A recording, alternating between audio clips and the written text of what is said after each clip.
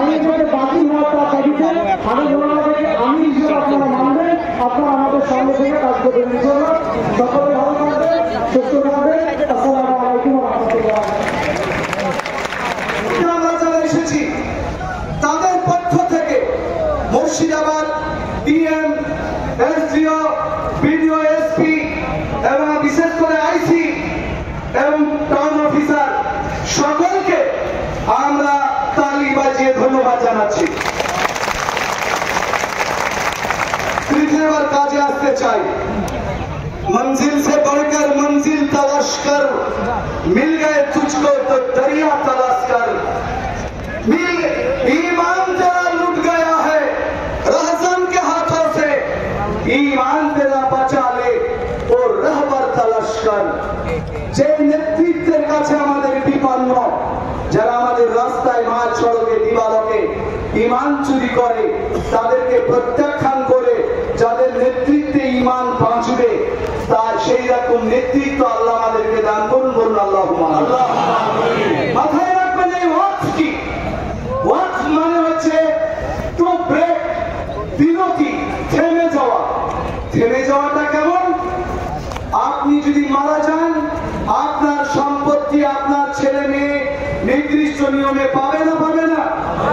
কিন্তু আপনি মসজিদের সেক্রেটারি, কবরস্থানের সভাপতি, ঈদগাহের সম্পাদক, আপনি মারা গেলে ঈদগাহের জমি ভাগ হবে না, কবরস্থান ভাগ হবে না, মসজিদ, মাদ্রাসা, খানকা, কবরস্থানের জমি ভাগ হবে না।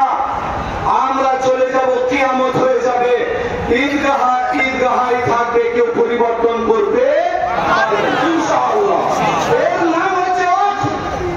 ইংরেজদের বিরুদ্ধে আমরা 190 বছর লড়াই করে, there is no battlefield in the territory of India. ভারতে এমন স্বাধীনতার যুদ্ধ হয় নাই যেখানে ভারতের ওই রণাঙ্গনে মুসলিমদের তাজা রক্তে ভারতের মাটি রঞ্জিত হয় নাই, এরকম কোন রণাঙ্গন নাই। মোদিজি আগামী দিনে মাথায় রাখবেন, আমাদের শেষ চাকরি তেমনি সহ্য করেছি, আমাদেরকে ডাকাত বানিয়ে বলেছেন এরা ডাকাতি করতে পারে, পুলিশ আমাদেরকে টেনে ধরতে পারে না, এটা প্রমাণ করিয়েছেন। মুসলমান লেখাপড়া করে না, কিন্তু তারা সকেট বানতে জানে, এটা আপনারাই বুঝিয়েছেন। যে জাতি লেখাপড়া জানে না, তারা সকেট বানতে জানে, এ প্লাস বি হোল স্কয়ার জানে না, ইলেকট্রন প্রোটন জানে না, তারা সকেট বানতে জানে। যে সকেটের আঘাতে থানা উড়ে যায়, সেই জাতিটাকে যদি নার্সিং করতেন, সেই জাতিটাকে আপনারা যদি চাকরি দিতেন, লেখাপড়া করাতেন, ব্যাংকের পাহারাদার দিতেন, আমার বিশ্বাস তার হাতে 303 গুলি যদি থাকতো, না মরা পর্যন্ত ডাকাতের বাপের ক্ষমতা ছিল না ব্যাংক ডাকাতি করার।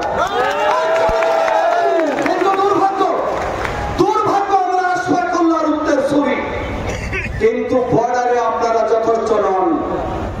আশফাকুল্লাহর ফাঁসি হয়েছিল, ইংরেজ জিজ্ঞাসা করেছিল শেষ ইচ্ছা কি? আশফাকুল্লাহ বলেছিলেন ওর শেষ ইচ্ছা নাই, তুমি পূরণ করবে না। বলে না, বলুন আপনার শেষ ইচ্ছা কি আছে? আশফাকুল্লাহ বলেছিলেন তোমরা পূরণ করবে না আমার শেষ ইচ্ছা, বলবো না। আশফাকুল্লাহকে তবু আসবে, কিন্তু আমরা ছলে বলে কৌশলে পুলিশ বন্ধুদের সাথ দিয়ে প্রকৃত অপরাধীদেরকে টেনে বের করার চেষ্টা করব। আর খ্যাপা কুকুরকে জলাতঙ্ক হয়েছে, তাকে হসপিটালে ভর্তি করে ছাড়বো ইনশাআল্লাহ।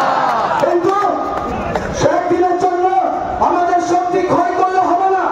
সংবিধানের রীতিমতো আপনাকে আন্দোলন করার যে সুযোগ দিয়েছে, পুলিশের অনুমতি নিয়ে আগামী 13 তারিখে আমাদের জেলা ওয়ার্কিং কমিটির মিটিং হবে। আর সেই মিটিং এর পরে জেলা জুড়ে কবে, কোথায়, কখন, কিভাবে আন্দোলন হবে, সভা সমিতি হবে, তার রূপরেখা ঠিক হবে। কেউ যেন আমাদের মধ্যে এসে একটা অপ্রীতিকর ঘটনা ঘটিয়ে দিয়ে আমাদের জাতিকে দোষ দেওয়াটা সহজ। তারা বুঝেছে মুসলমান গরুর গোশত খাই, যত অন্যায় পারবে এদের উপর চাপিয়ে দিয়ে এরা ঠিক বহন করতে পারবে, এরা জেল খাটতে পারবে। আমরা হ্যাঁ জেলকেও আবাদ করেছি দেশের জন্য, ভারতের মাটি বাঁচানোর জন্য। আবার যদি বাংলাদেশ পাকিস্তানের বর্ডারের প্রয়োজন পড়ে, যে আমাদের বর্ডারকে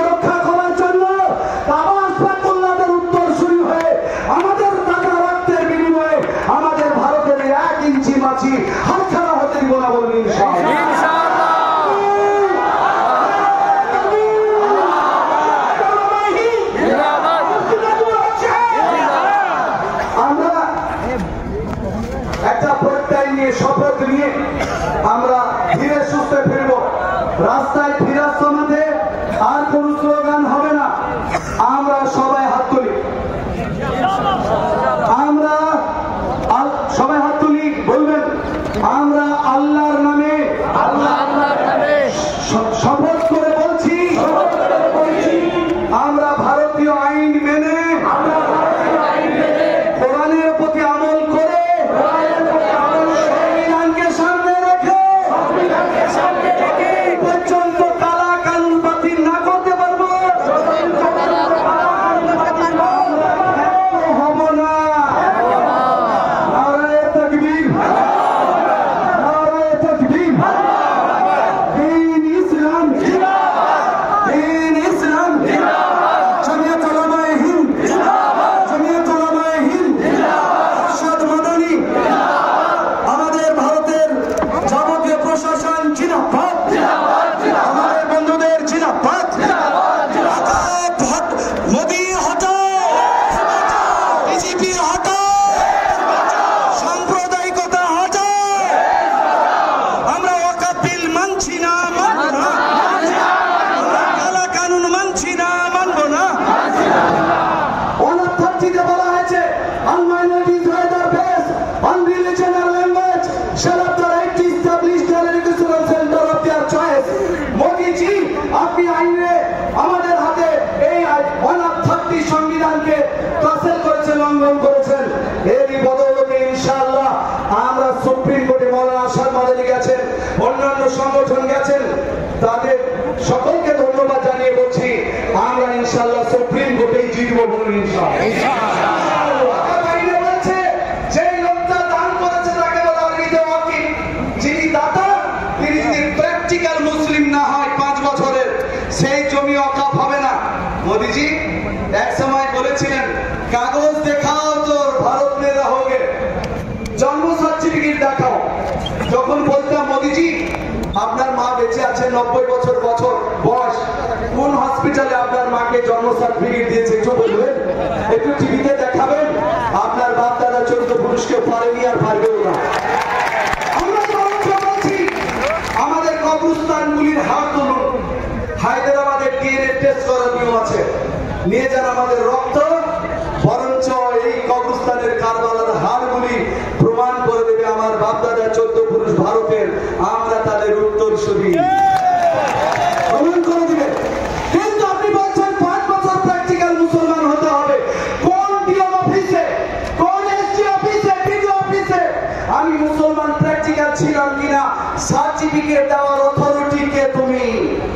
তার মানে লালগোলার রাজা যে জমি মসজিদ করতে দিয়েছে, কৃষ্ণনগর শহরে 18টা মসজিদ রয়েছে, কৃষ্ণনগরের রাজা জমি দিয়েছেন।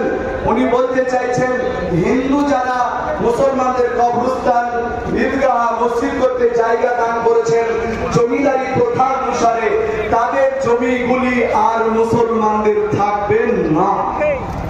অতই গুড়া পুয়া এতই সস্তা বলছেন।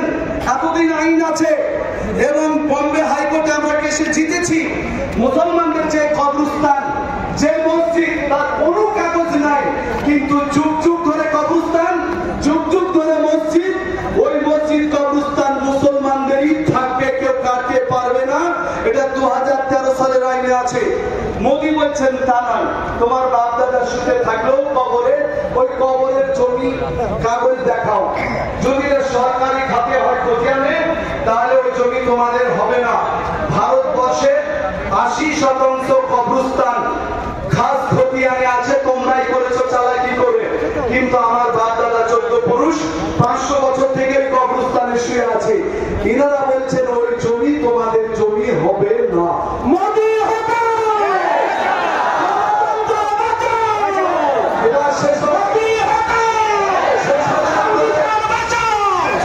শেষবেলা আপনাদের বলতে চাই, আমরা কিন্তু মৃত রাজ্য পশ্চিমবঙ্গের মুর্শিদাবাদ জেলা এখনো বাংলা, বিহার, উড়িষ্যার রাজধানী ছিল, আজকে ভারতের একটি পিছিয়ে পড়া জেলা।